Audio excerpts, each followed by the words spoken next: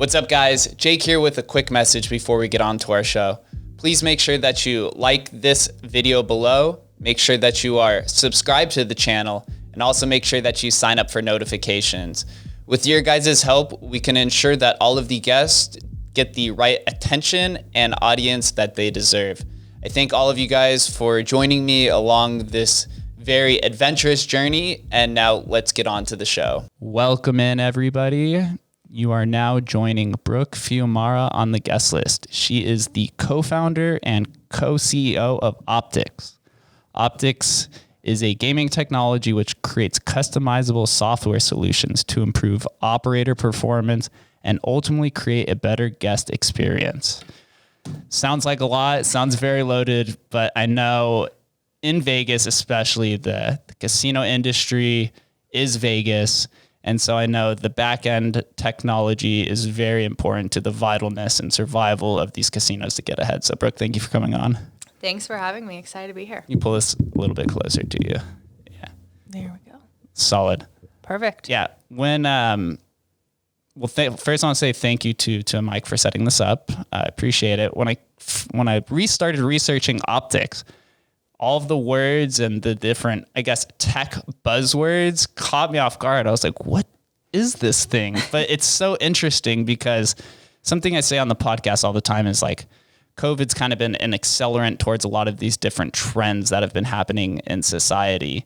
And this, I think, is just a glaring example of how we need to embrace the future. And like, it's very encouraging to see that you're hopping on it with your different experiences.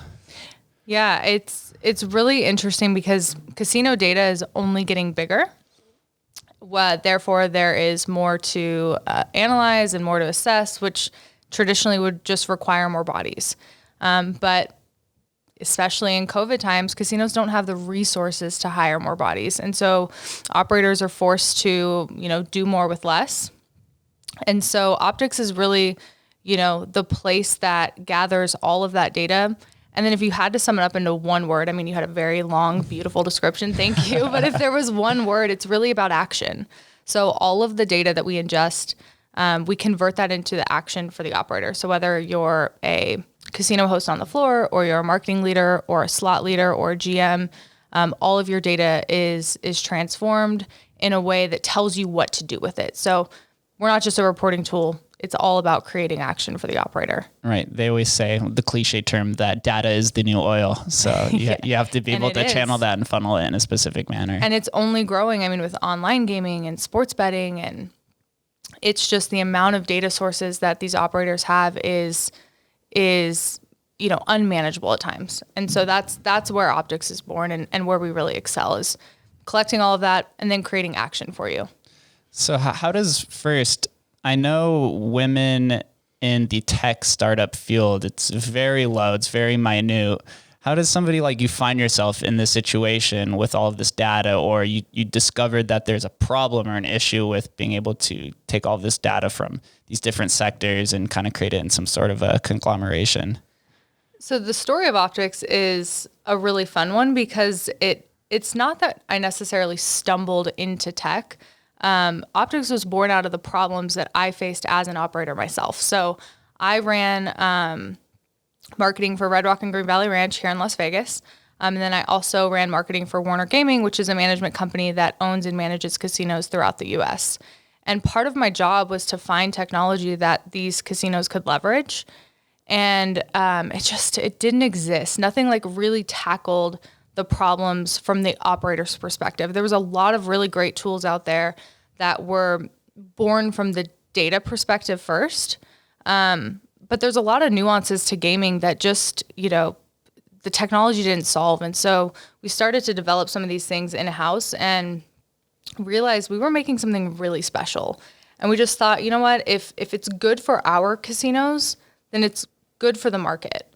And from there, we just kind of pivoted and went right into creating a tech company, something that I really knew absolutely nothing about when I started. But from that point forward, from the point we decided that we were going to create a company, average is just not in my vocabulary. So it was all about finding the best people. And so I went out and built a team around the skill sets that I didn't have, because I knew that, obviously this isn't going to work unless we've got a great team. It's perfect. You're taking a note right out of Steve Jobs' playbook that he says all the time. He's like, that I should not be the smartest person in the room. I need to surround myself with people who have more capable experience and intelligence, and I should just be the one that's kind of pioneering or piloting the ship into whichever direction that it needs to go. Yeah, and that's exactly what I feel like we've done. And bringing on a co-CEO, which is, has a completely different skill set than me, it really balances out the company nicely. And I think it's really set us up for long-term success. That's great. In terms of like the data collection, what specifically are you collecting? Is it intelligence based off of what the gambler is doing? Is it like their purchases at the restaurants? What are you gathering specifically? All of the above. So essentially, most casinos do a really, really good job of tracking your every move with a loyalty card. So they know exactly what machines you play. They know how long you play them. They know if you won or lost. They know, after you go from this machine, you tend to go to a table game. And then after the table game, you either go home or you go eat, dinner. All of that information is tracked via various systems. And that's all of the type of data that we collect. And, a lot of what we do is around a player, but a lot of what we do is also around a machine. Because if you build a slot floor that, players don't want to play, and it has machines that players don't want to play, well, then it's all for naught. So, monitoring and measuring your player is just as important as monitoring and measuring what's actually happening on your floor with your machines. That I'm not gonna lie, it sounds a little bit intrusive to the player. Right now, we're kind of in an age where people are trying to defend their privacy, and the government is overreaching, and censorship is like in the spotlight right now. What do the players gain out of this? Is this just something specifically for the operator to monitor and then kind of monetize and nickel and dime off certain areas, or is there something for the players that they benefit from this type of technology? Yeah, really good question. All of the information that's collected is for the sole purpose of creating a better guest experience and giving you offers that are right-sized for your play. Close this a little bit. There you go. So giving you offers that are right-sized for your play. So for example, if you and I go into a casino right now, and we both put our player's card into identical machines next to each other, and you lose $1,000 and I lose $20, and we go home, the casinos want to make sure that, you as $1,000 player are treated fairly for that play versus me as a $20 player.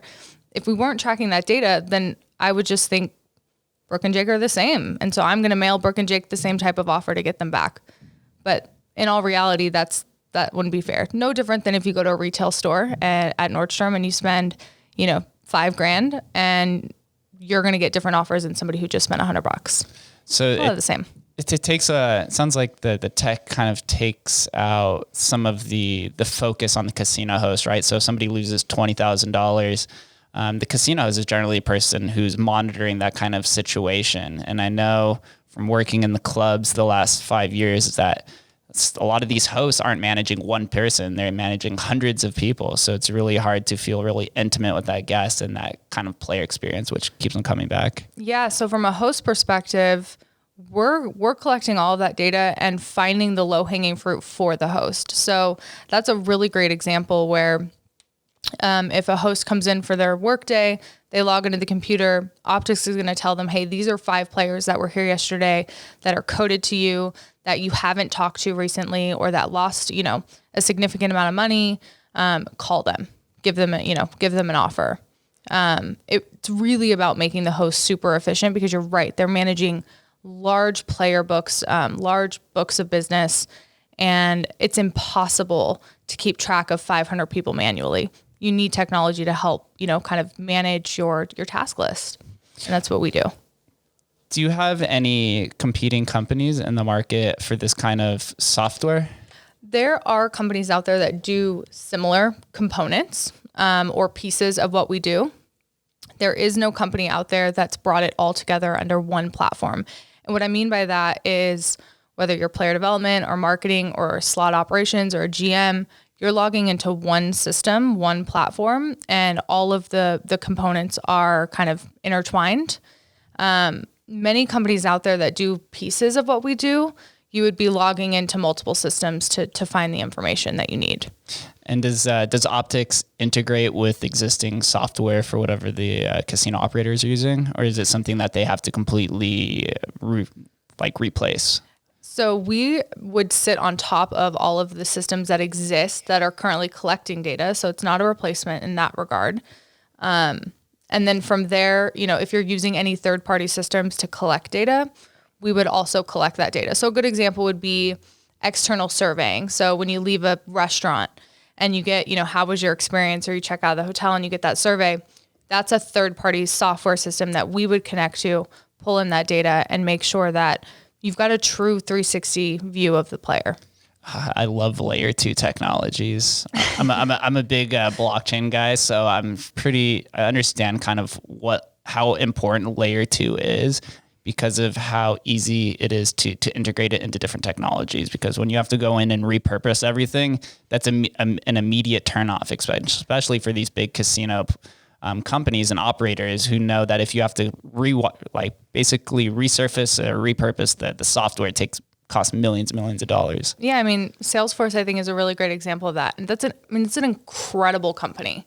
I look at what they've done, and it's mind blowing. And the acquisitions that they continue to do, and it's like, this is the 800-pound gorilla. To get Salesforce to work for your casino, I mean, you're talking months and months of customization and millions of dollars to get it to do exactly what you need it to do for the operator's perspective. And that's just not feasible for 99% of casinos out there. Yeah. As we know, I've had a few people on the podcast, more specifically, I was talking with Scott Robin, Vital Vegas, and we talk about how the strip tends to move like 5 to 10 years behind in the back of the house kind of software and updates. Yeah, technology, the reality is most casinos can just turn on a bunch of slot machines, open the doors, and they make money. So, there's little incentive to really invest in technology. And I think that's where companies like OPTX have to do a damn good job of proving that we add value and we make you incremental profit, right? We can come in and say, we're going to drive revenue all day long. I can buy the business. That's no problem. But, proving that you can drive incremental profit is really on us. And we're definitely positioned to do that. So that's really exciting. That is. In terms of improving profit, is the main source of improvement because of how frequent the guest returns because of their experience, or are there some other different avenues for that incremental gain? Yeah, there's a lot of levers when you're talking just marketing and marketing spend in general. So you can create incremental trips just through your own database. You can increase time in your current trip. But you could also, cut expense, right? Sometimes you have to fire players. I've seen many casino databases where operators think their best player, is somebody X, whoever. And when you start to actually compile all of the data around the player from a top line perspective, they're one of your best. They're huge revenue drivers, but they also cost you a lot of money. And so, I don't know how many GMs you've talked to. I've heard so many GMs say, I would rather that player not come. I'd rather give that player $20 not to come, because every time they come, they cost us more money than we make. And I think that's really, really important to understand that happens all the time. And without the right tools and transparency into someone's database, you'll never find them.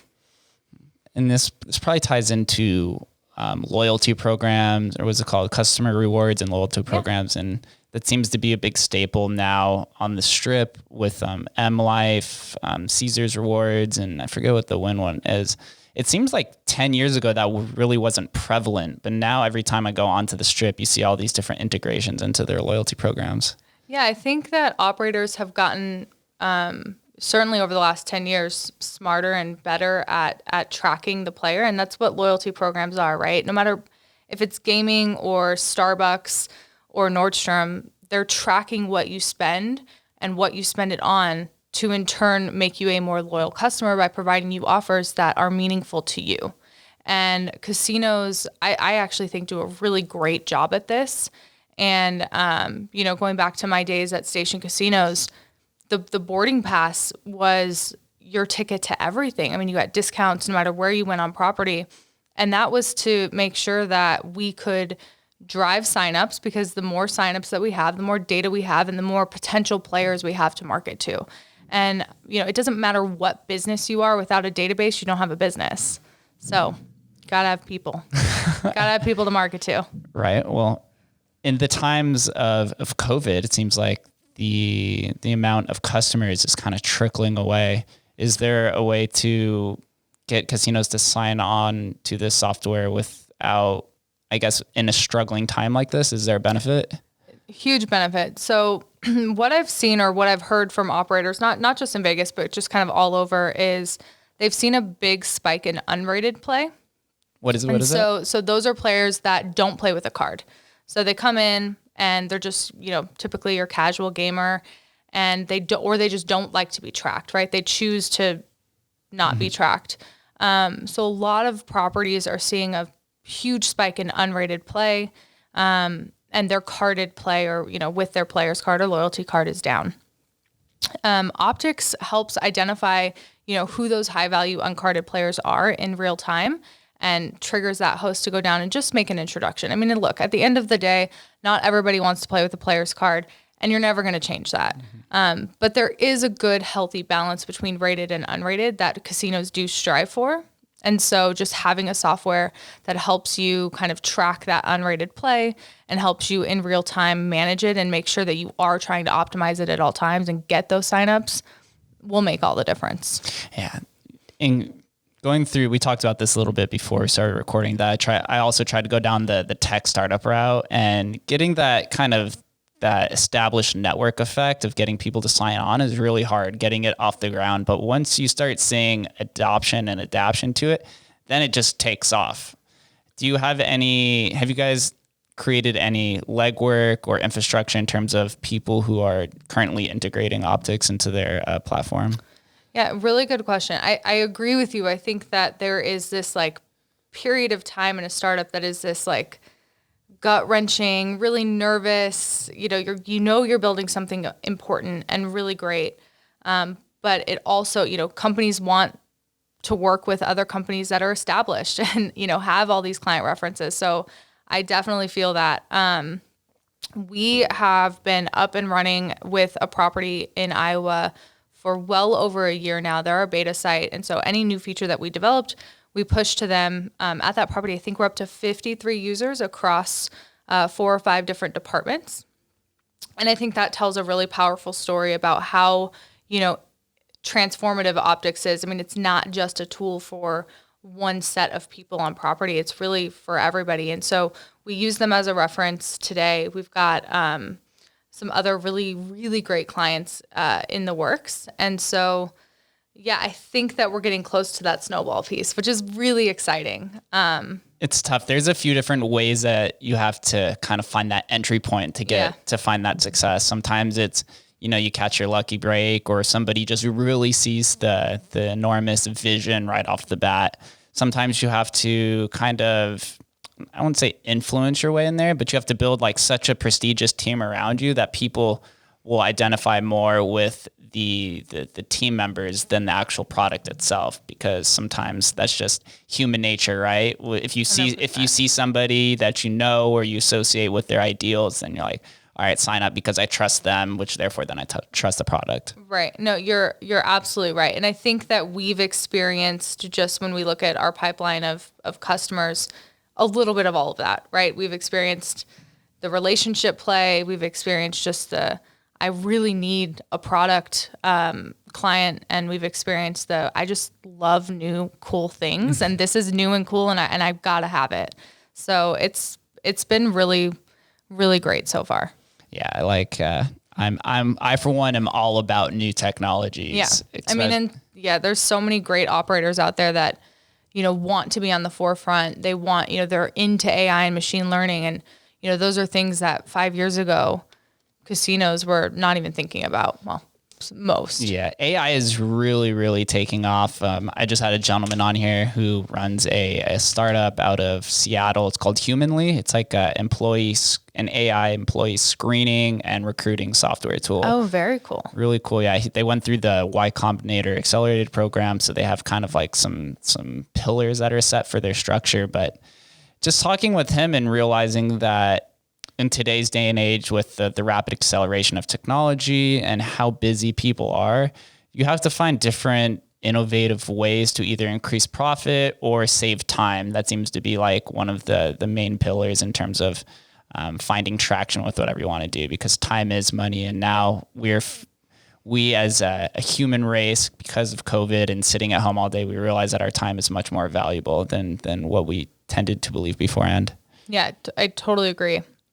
Efficiency in operations is huge. And so whether that's looking at your floor staff to gaming volumes to making sure that you've got the right amount of people working the floor based on the volume that you have, or whether it's just a host being able to, initiate a contact to 500 other players with one click. I mean, both of those things save time, which is money. Mm-hmm. And when you create something like that too, you can begin to cut out some of the fluff. We know, it's unfortunate to say, but with the way that technology is progressing and the financial distress that a lot of these casino operators are in, we're going to have to cut staff, right? We've seen multiple rounds of layoffs between MGM and M and Caesars and all these places. And so we know that the AI and the machine learning, that kind of wave is definitely making its way through the casinos. So if they integrate something like this, then they can find out what specific places they need to cut in terms of human labor instead of just making like a blanket furlough rollout. Yeah, I mean, it definitely would help you make smarter decisions. But at the same time, I mean, in certain roles, and I do get it, right? You always optimizing your schedules and making sure that you have the right staff for your business matters, and you have to do that. But at the same time, optics is all about creating action, and a lot of that action is human driven. Okay. There's nothing better than getting a phone call from your host that says, "Hey, I'm so sorry I missed you yesterday. Would love to invite you back in, let me treat you to coffee or dinner." I mean, those types of like human interactions is what makes Vegas or just gaming so special. If you think I always think like old school Vegas, it was built on these relationships, and optics never wants to replace those relationships. You can't replace them. But what you can do is make them smarter, right? Know that when Brooke goes to this steakhouse, this is what she orders. So when her host sets up her reservation, the chef's bringing out her appetizer, her favorite Ryan White array. Those types of things make relationships meaningful, and that's what creates loyalty. That is true.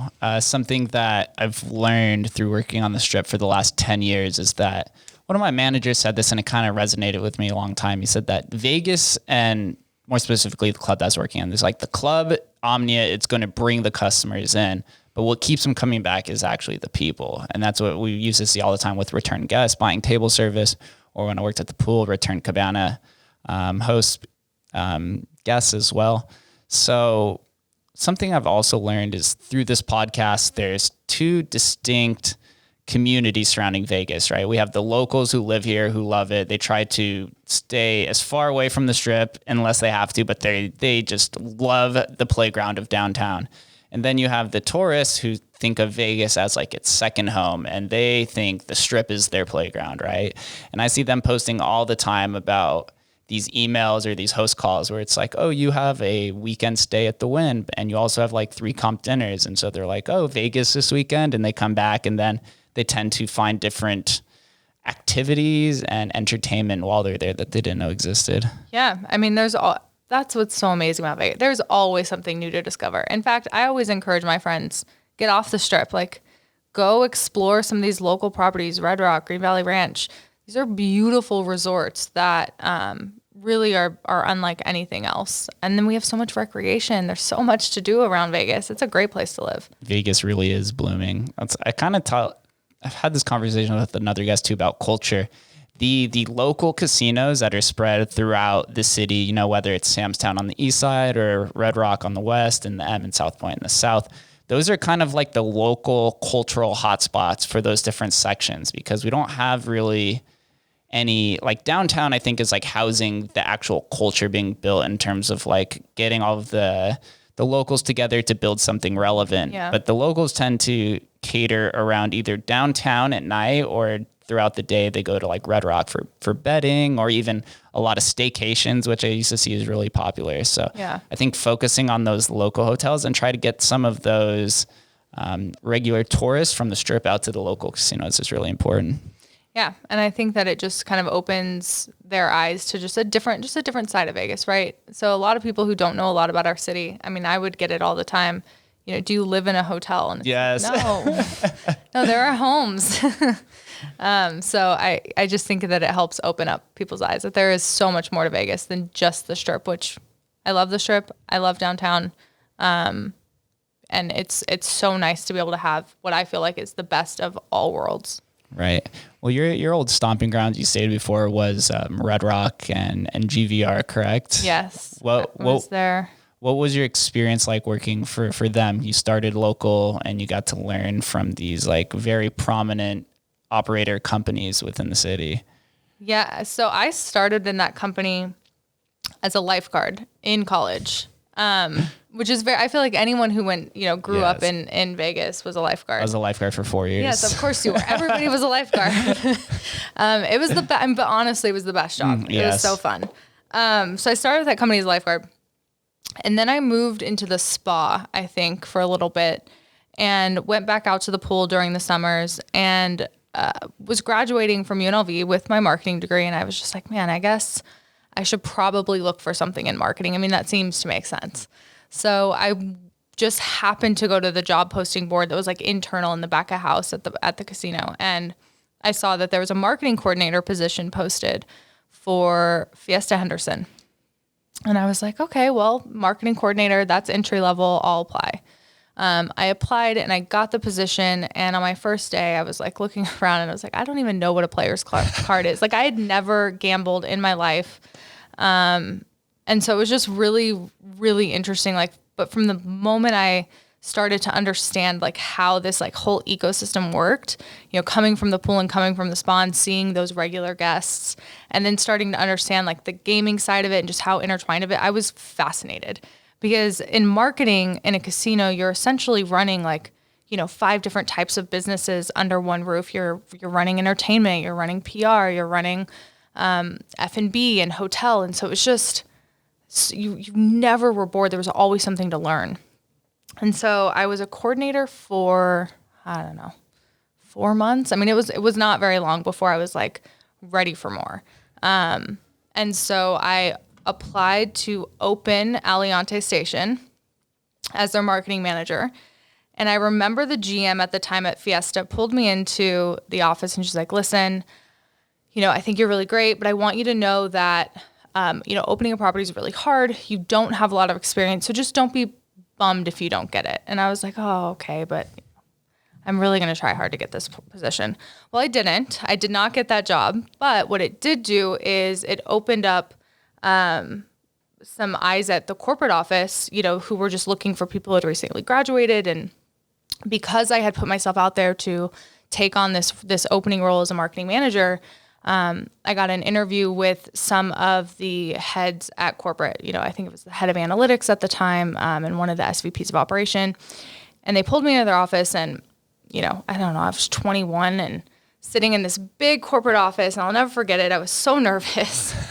And I've got these 2 guys looking at me and they're like, well, what do you want to do with your life? Just like, well, I really would love to move up in this company. I've enjoyed working here. And so I just kind of laid it out that all I want to do is learn everything about marketing.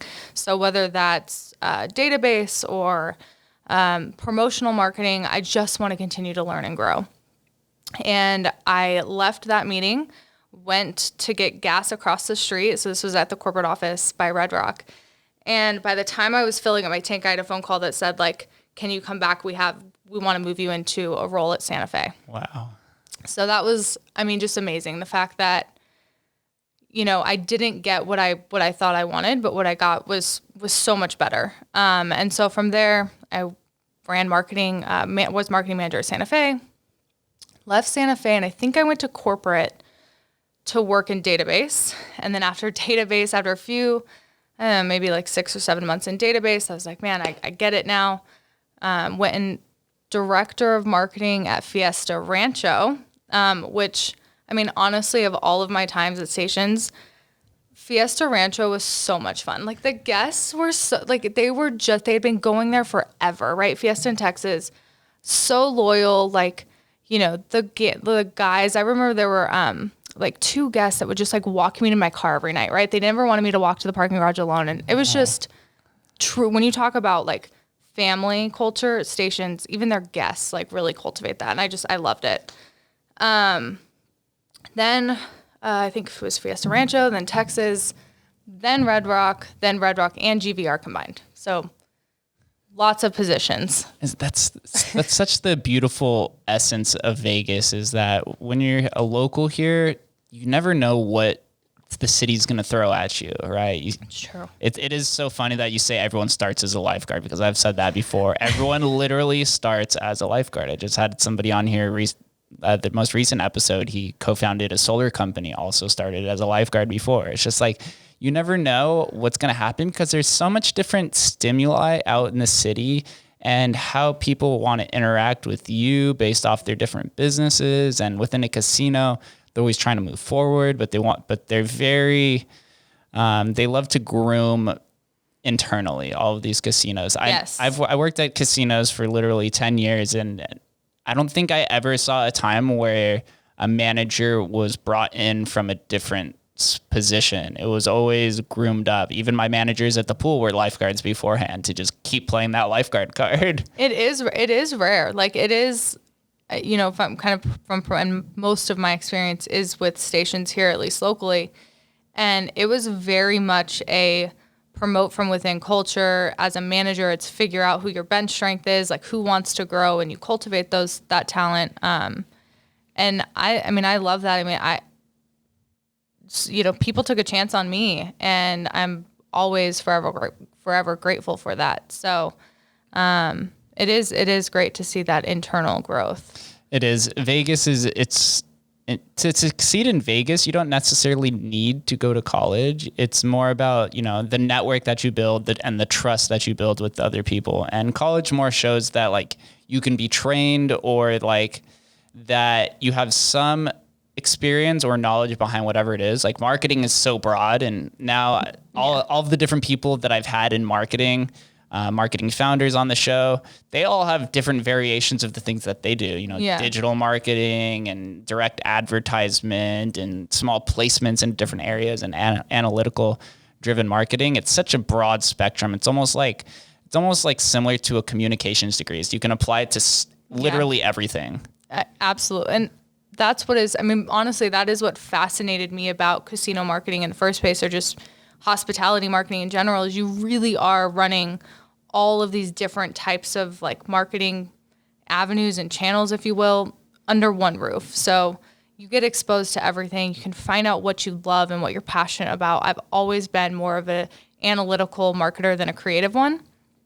And so the, you know, kind of optics, it just truly is just a natural evolution of my career. And it's been so rewarding. And just thinking back on, you know, those early days of just kind of taking risks and people taking risks on me. I think, to your point, you don't necessarily have to go to college, but Vegas is a place that if you work hard, it pays off. Yes. And, you know, hard work does not go unnoticed in this industry, because it is hard.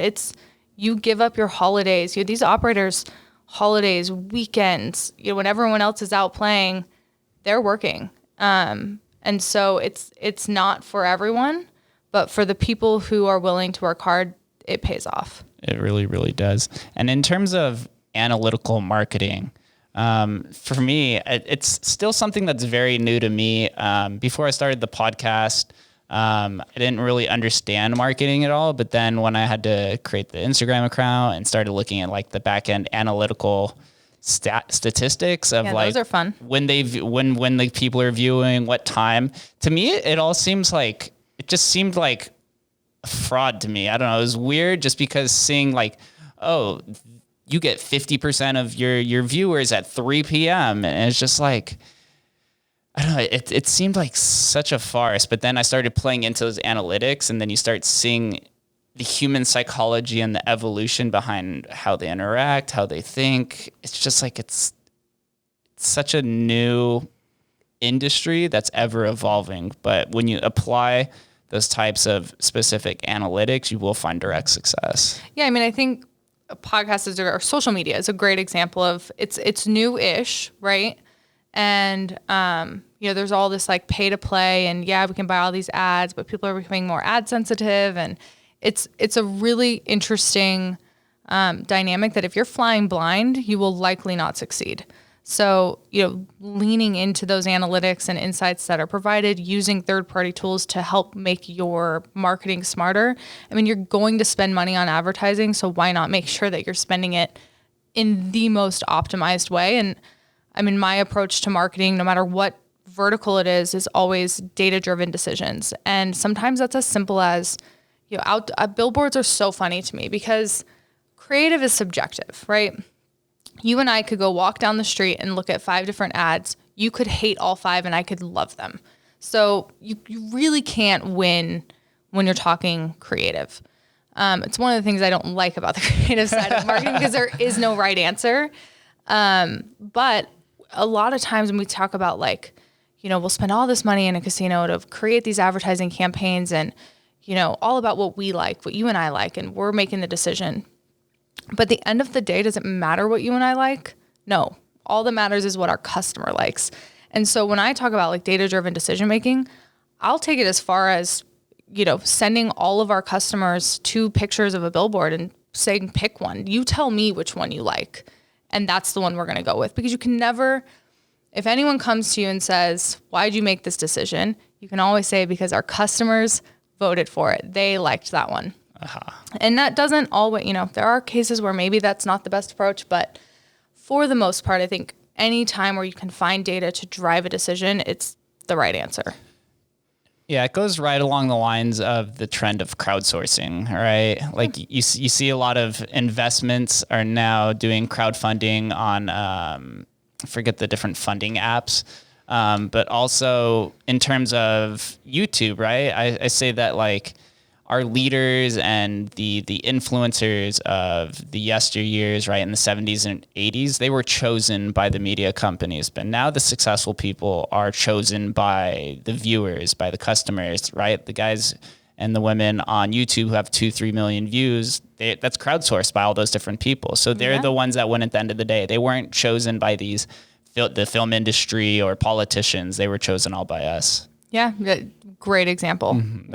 It's something that I look at all the time, and something that I've kind of realized and accepted over time. It's actually pretty amazing. Mm-hmm. I mean, we're finding like true, authentic talent, through these platforms, and really it's all using data. So that's, I like that part, but it's true. Like it's pretty amazing that, we see these celebrities or influencers, and the reason that they're popular is because they're providing some value to someone's life. And I think that's a really amazing thing. Yeah, that's providing value is the number one focal point of an entrepreneur, right? Like, yeah, it doesn't matter, right? If you're a YouTuber or starting a tech company, you gotta find where your value is for your customer. Yep, I'm currently reading a book by John Mackey. He's the founder of Whole Foods, and the book is called Conscious Capitalism.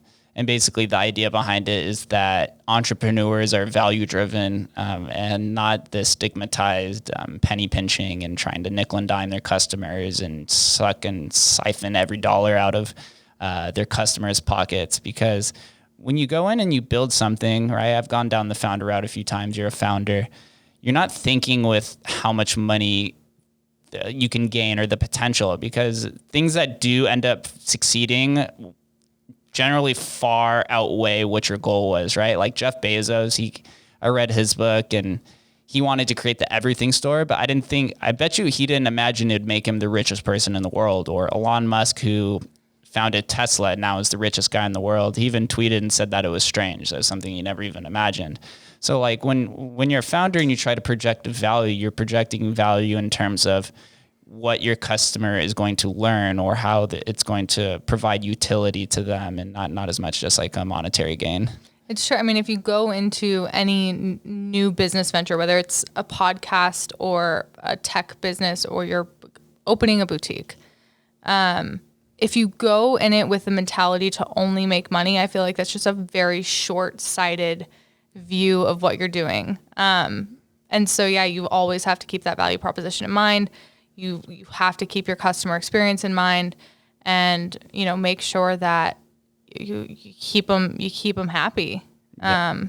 If you just go in for the profit, it's a short-term play for sure. Yeah, and that's kind of going back to like the statistics and analytics. If a customer is continually playing this one game or buying at this one place, they're not telling you that it makes it happy. They're showing you that it makes them happy, right? By their purchases and their dollars. Absolutely. And I think the idea, right, Vegas is one of the more unique markets in gaming in general, just because of pure volume. There's so many choices. So if you're a casino operator, you're looking around saying, how many of these customers are going somewhere else because I don't have what they want? And I think that is if you're not asking yourself that question, you should be. And you should be taking a look at what others are doing and, figuring out how can you make sure that you've got what your guest needs at the right time. And it could be service related. In most cases, it is service related, right? If you are understaffed on your floor and it takes too long to get a drink, but your competitor next door, they can get served, on the schedule they want to, then you've lost the customer. And so having the types of analytics to support, even just staffing is so important. And at what point along this journey did you realize that there was some sort of bottleneck in terms of all of the compilation of all the different statistics? Was this during maybe the middle or towards the end of this realization that you kind of just sat on the idea? And then what kind of encouraged you to fulfill this mission? Well, I think that, once I left Stations, I realized that not every casino out there has this giant IT department with these, really amazing proprietary tools and, all of these analysts that can help me find the opportunity to build, really strategic and smart marketing campaigns. The reality is when you go outside of that and you start looking at some of these country properties just across the country, they're very limited on resources. And, again, for me, it was really about finding technology that our properties could leverage to make smarter decisions. And the technologies out there just fell short in almost every vertical that I looked. And so, I was complaining about it and frustrated. And one of the IT engineers that worked with me at the time just said, "Hey, I've dabbled in engineering. Like I could probably build some of this stuff that you're looking for." And just from there, it was like a light bulb, and it just kind of snowballed. And unraveled that way. Yeah, exactly. It was like somebody else saying, "Hey, I think we could just build this." I was so frustrated with something that didn't exist, not even thinking the obvious, just build it yourself. Right. So. And it's good that you acted on it, because a lot of times with founders and builders, somebody has had that idea probably before, but finding success is actually acting upon those thoughts. And the inaction is what actually prevents you from finding something successful. Because I can't tell you how many times I've had people come up to me and be like, "Oh, I have a great app idea. This is going to make me millions of dollars." But actually implementing that idea and then going around and being vulnerable, because once you go down that road, you have no idea what's going on. Yeah, and there's no turning back. Yeah. Once you start going down, there is no turning back, and it's scary. It's scary, just taking the plunge and saying you're going to go all in, because there is no 50%. There's no, maybe we'll just dabble in this. If you're going to do something, you got to commit to it. And, I'd be lying if I said that it wasn't scary or that there weren't hard days. Of course there are. But what keeps me going is just knowing that, we've built an amazing team of people who are building something that, truly changes the industry. And, we always talk about all we want to do is just advance casino operations through data and technology. And that's exactly what we're doing. And I think as long as we just continue to stay focused on that, there's no stopping. Yeah, you have to be slightly obsessed, and you also have to put the blinders on and just be very focused on what the objective is. And you have to be very resilient to the naysayers, because they're, to your point, why hasn't anybody else done it? Or, people have tried and they failed, or people have, gone down this path and it didn't work. And you just kind of have to tune out all that noise and just stay focused on knowing that you're building something special that is useful. And, for me at least, I always just kind of take a step back if we're designing a new feature, and I just think to myself, running a casino, how would this help me? And if I can't answer that question, we move on. And it's I'd say it's very enlightening when you're building something new, right? You're on the cutting edge of whatever technology you're doing, and you hit an obstacle. And sometimes this obstacle takes days or weeks or months to even overcome. But then I sit back and I'm like, all right, maybe this is the obstacle that prevented anybody else from going down this road. Literally had that thought so many times. You're right. And it's kind of, you're like, maybe this is the one that where everybody stopped. And I always say, when I look at products that have been out there, and just now being a year and a half-ish into development, I feel like a lot of products that were out there just, kind of stopped when it started to get really hard. Designing something very simple is actually probably one of the hardest things I've done in my entire life, which sounds so crazy.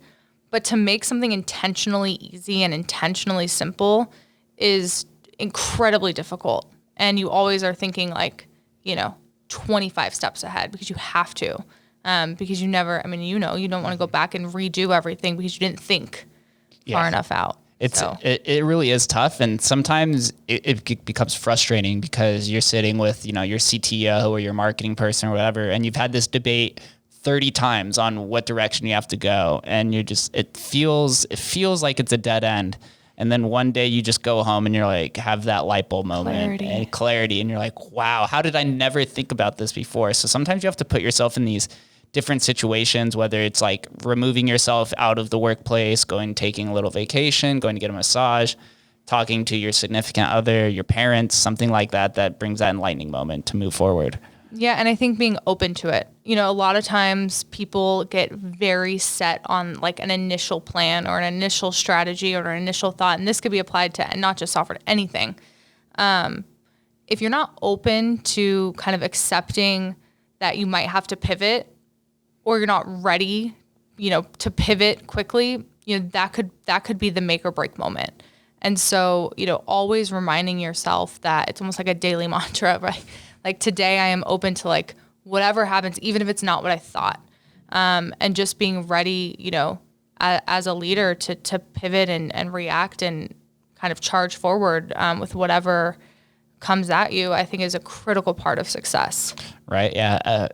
There's a famous quote. I forget the exact way that it goes, but it's effective leaders take quick actions, but then make changes later down the road, and ineffective leaders take a longer time to make an action and then are quick to change and pivot upon that. So it's you have to be ready and embrace the moment whenever it is, act on it, and then know that at some point you may have to pivot again, but you have to be firm in this decision for now until you have to backtrack it. Yeah, the worst decision's no decision, right? Yes. So the longer that you keep people just kind of waiting while you're trying to collect all the data and you want to make the right decision the first time. I get that, so do I, but sometimes that's just not realistic, and you've got to make something. Sometimes it's gut even, and coming from somebody that loves to make data-driven decisions, sometimes making gut decisions isn't the easiest or the most fun, but they're necessary. Yep. And my gut it's failed me sometimes, but overall, has gotten me pretty far. So I think that's just a good reminder. Right. I always like to say, if you have the opportunity to double down on yourself, then take that every single time. Yeah, I like that. There's something about the intangible of intuition that science hasn't been able to completely figure out what's behind it. But there is something there with intuition where people go on that gut feeling, and then it ends up being the most fruitful in it, right? Like mother's tuition is a very common, it's a very common intangible, where for people who don't know, like mother's intuition is where a mother feels like their son or their daughter is in danger for most of the time. They just have this like gut wrenching feeling, and more often time than not, there is something that's happened where their son or daughter is in danger. I believe it. Yeah, it's a strange. It's powerful, but you also, again, I think you have to be open to it. Mm-hmm. A lot. It's an intentional feeling to like, what does my gut say here? It doesn't just like come to you. I think you really have to kind of lean into it and cultivate that. Yep, there are those different phenomenons as being a leader, and these are some of the different things of being a leader, is that all these successful leaders, they have something special and unique about them and their traits, whether they're open to being vulnerable and building a successful team around them, embracing these maybe undiscovered skills or maybe less science-based intangibles, but are there, like that gut feeling per se, that kind of sets you apart from anybody else, and kind of being that true visionary of the company and not just like an active manager. I just had this debate with somebody else who was on the show. I already forget who it was. Sorry. I'm sorry if you're listening, but we were talking about being a visionary for a company. A lot of leaders or CEOs of the company, they get stuck in the daily grind of the company, the inner workings, right? The gears and the rotors, they're in it every day. And they fail to have the ability to remove themselves from that and be able to be out in the cutting edge or the front line to figure out where the company has to go. So it sounds like you've definitely made a good decision in terms of leading the company, where you have to make very split decisions at any given moment. Yeah, and I think it also comes down to like positioning the company for success and knowing that, while you need somebody kind of in the weeds, and also making sure that it is a well-oiled machine and, people have what they need to succeed, that you do have, either you take the time yourself to always take a step back and, kind of, are you on the right path, this high vision view, or hire somebody and make sure you've got somebody on the team that is thinking like that. And Mike, our co-CEO, Tom Rafferty, he is really the person that is kind of constantly taking that step back and just kind of looking at the entire company and saying, what makes sense? What's the next move? And I really appreciate that, because sometimes I am so far into the weeds, working on product, which is a background, that's not his skill set. He never ran a casino. And so it's a really nice balance. But I think it's super important to recognize up front that you kind of need both. Yeah. The yin and yang. How big is your team? We are up to 37. Wow. That's massive. Yeah, it is big. I agree. It's so wild, because I think about I remember when we were a team of 4 and, we sat around our little conference table. And then, now since pandemic, we've gone virtual, but, our little Zoom calls it feels like every week go from this many squares to this many squares to this many squares. And now I get on and it's like, whoa, we have a giant team. Most of them are engineers who you just kind of work day in and day out to build the absolute best product in the gaming industry. And that's something that, I'm always kind of infringing on the team, that is like, listen, don't worry about potential competitors. I want you to just focus on building something great. And if you do that, we'll win every time. But if you start getting tangled up and kind of let us worry about what the market's doing, you just focus on building something amazing. Yeah, you don't want to cloud the engineer's mind. No, yeah, and it's really easy to get that. And it's really easy to run off on tangents because it's fun, right? We've got all these different types of features that, can speak to different types of operators or different departments within an operation. And people have some great ideas. And we have a really fun thing called Hack Days, where we just kind of let them run wild and come up with the best ideas. And We just did one in December, right before the holiday. And in fact, I haven't even seen presentations on them yet, but I did poke around to see kind of what the team was working on. And it's some really cool stuff. Like once you let those guys kind of run loose, like they come up with things that I would have never thought of. And so I love that, we're taking the time to give them that outlet. And then, when that's over, we'll put what makes it into the roadmap. Otherwise, we're staying hyper-focused on building the best that's right in front of us. Is there anything specific you look in terms of a new hire outside of maybe, obviously an engineer, they have to be able to code and something like that. But in terms of, let's say, outside of the engineering department, are there any intangibles or specific skill sets that you look for or mindset? Passion, I think, is huge. I mean, to join a startup, especially if you're coming from a bigger company, it's different, right? We are big, but small enough that it's still like a family. We, to the extent that we can, if the office is open, if you wanted to go sit at the office, and it's all about just, believing in the mission to build the new standard in the gaming industry. So I think passion is definitely number one. I would say, the ability to have fun outside of work is super important. If I ask people, I ask this question all the time, like, what do you like to do for fun? And if I get the answer like, well, I really just work, I'm kind of like, but like, just tell me, maybe you're just saying that because of the interview, but just tell me, like, really, what do you like to do? I want to know what you're passionate about outside of work, because sometimes passion can manifest itself in different ways. Yes. And if they can show passion in something else, then I can feel pretty confident that they can apply that to work as well. So I really love to find people who do really interesting things outside of work. Especially us Vegas locals, we love to experience our entertainment or whatever the city has to offer. It's very important to, I think more specifically this city, maybe there's a few other cities like LA or Miami or Chicago, but being able to adapt and socialize to different environments and go out and experience different things, it's very important to the company's culture and success. Yeah, we have a channel we use Microsoft Teams to communicate, but we have a channel called Happy Hour. And I love it because it's just the catch-all for everything. So like, if you're doing something fun this weekend, share it. If you're doing something, interesting or new, share it. Like, let's all, keep in contact. And we had a team member move from Cleveland to Vegas during the pandemic. And so I wrote Christmas cards to all the team members, and his card was my favorite because it was like, thank you for moving across the country during a global pandemic to join our team. Like, we are so grateful for you. Anyway, when he came to Vegas, right, he was originally from India, moved here, now is in Vegas, and his first weekend, he was just like, I'm going to this trip and I'm starting on one end and I'm making my way to the other. And I was like, that is perfect. Like, that is so Vegas. If you need any tips, call me. But it's so fun to see, like, what our team members do outside of work. Also, we have, I think it's got to be statistically, lopsided relative to the rest of the country or the world even.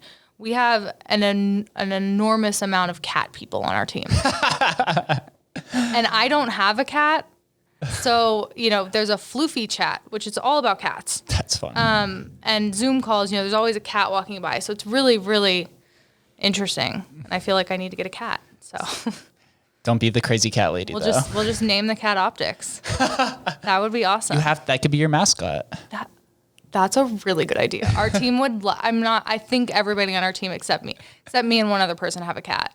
Oh, that is beautiful. I just post my child in that. I'm like, this is my floofy. OPTX the cat, the team mascot. Yes. Let's go. This is happening. Don't tell my husband. I love the embracing of company culture. It's very important. I think that's something, like I was saying, it's very important to Vegas.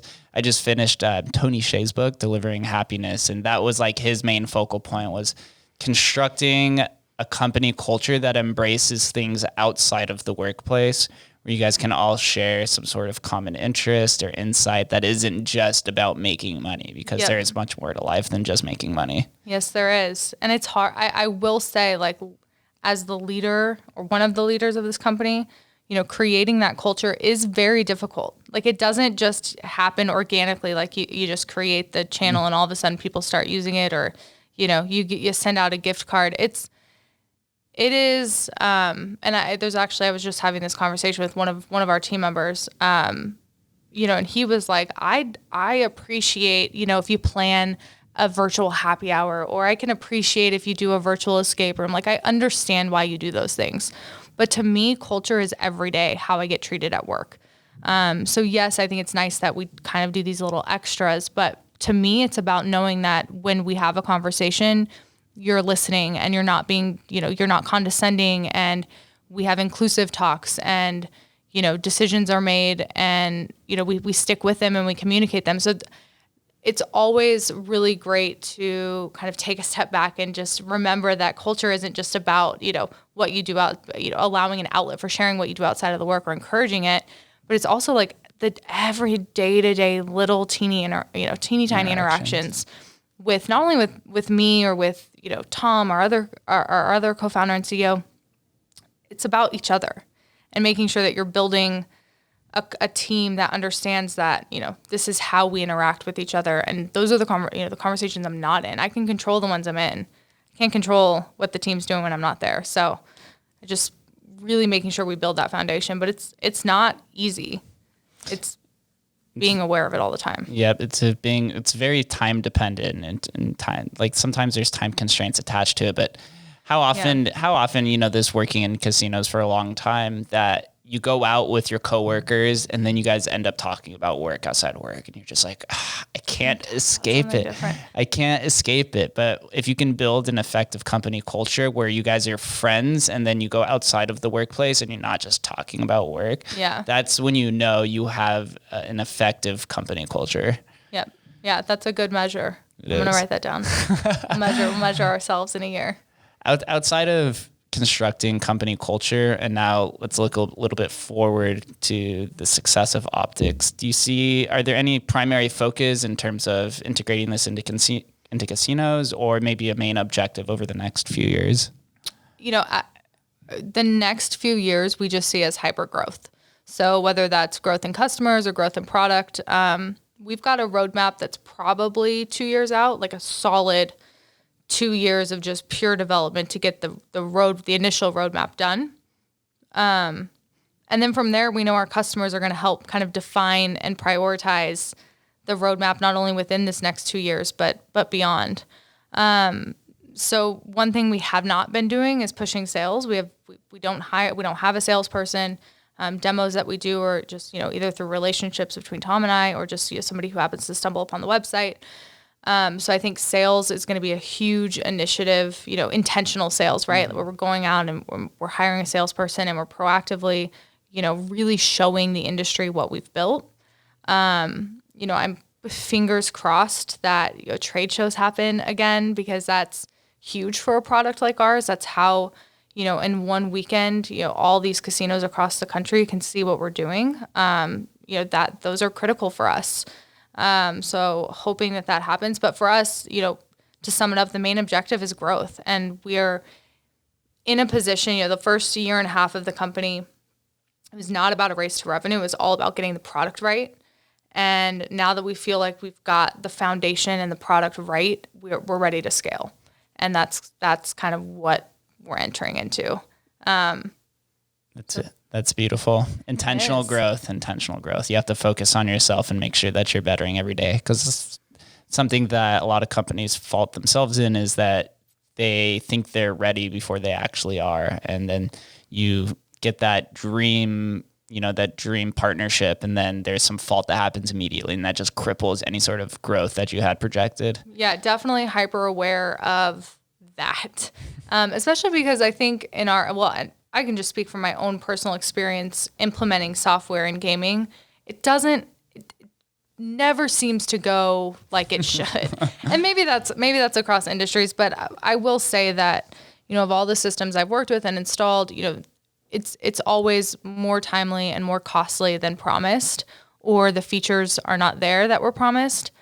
And so, one of the things I never want to do is overpromise and underdeliver. And I know that sometimes those things are out of your control, right? Like you just expected something to get done and it didn't. But, you know, at least I will always vouch to communicate and make sure that we are creating a great experience for our own customers, because I've been on the other side of that. And there's just nothing more frustrating when you're paying for a product and it just doesn't work like you thought it would. Right. Errors will happen, but as long as you're understanding and have some sort of plan in case there is a small error that happens, but being intentional with your growth and understanding where your weak points are and focusing on that is what's going to ultimately provide the best product possible. Yeah, you're right.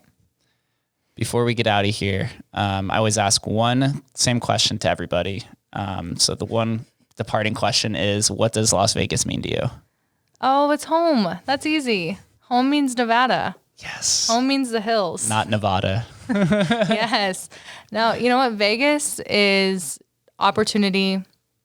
It's home. I mean, that's the easy thing. I always thought like, oh, I want to move out of Vegas. You know, I got to see something different. And I spent, we rented a house for summer in Lake Tahoe when we were opening the Hard Rock Lake Tahoe.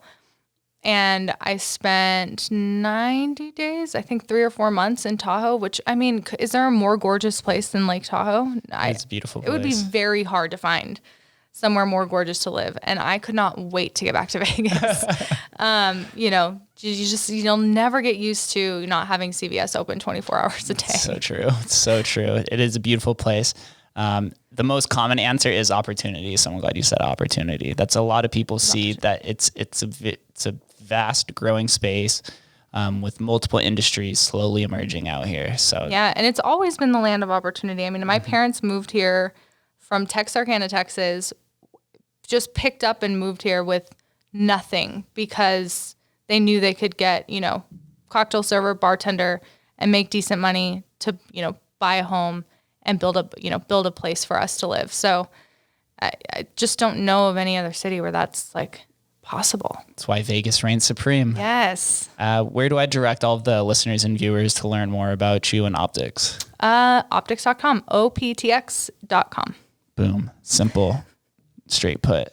Brooke, thank you for coming on. Definitely learned a lot about the back ends that I didn't even realize existed. So it's very enlightening to learn more about technology and how you are going to implement this throughout all of the different casinos. I do think you're going to have some success with this. It may take some time to tell a lot of these kind of archaic and dinosaur casinos that they need it, but they will learn. They will learn over time. So yes. Thank you for coming on. Well, thanks for having me. Appreciate it. Thank you guys for listening, and we will catch you next time.